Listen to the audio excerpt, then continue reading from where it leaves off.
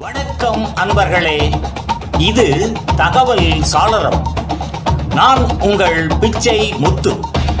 தகவல் சாளரம் வழங்கும் போர்களின் பிடியில் பூமியின் மடி, பேரரசுகள் மோதிய நிலம், விடுதலைக்காக எழுந்த மக்கள், உள்நாட்டு போர்களும் இன மோதல்களும் ஒரு கண்டத்தின் வரலாற்றை மாற்றிய ஆவணப்படத் தொடர். ஆப்பிரிக்க நாடுகளின் போர்கள், புரட்சிகள் மற்றும் மறக்கப்பட்ட வரலாறு. இதோ வருகின்றது இன்றைய காணொளி.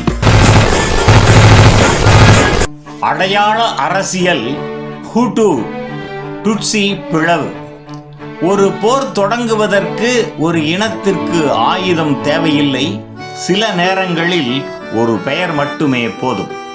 ஹூட்டு, டுட்சி அவை மரண தீர்ப்பாக மாறின. ருவாண்டாவில் பல நூற்றாண்டுகளாக ஹூட்டு இன மக்களும் டுட்சி இன மக்களும் ஒரே நிலத்தில் வாழ்ந்தனர்.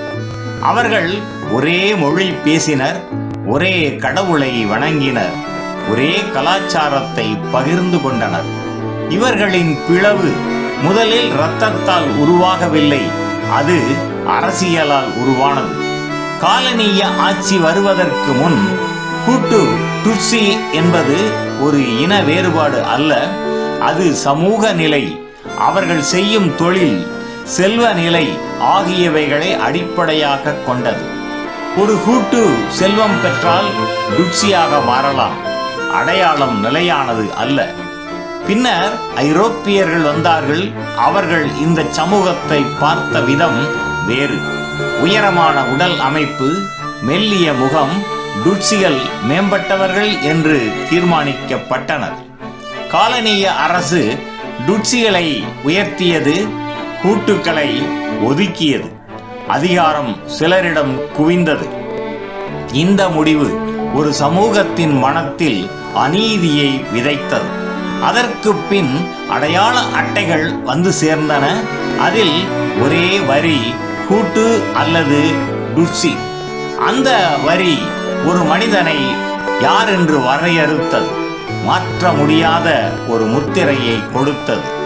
சுதந்திரத்திற்கு பின் அதிகாரம் கைமாறியது. ஹூட்டுக்கள் அதிகாரத்துக்கு வந்தனர்.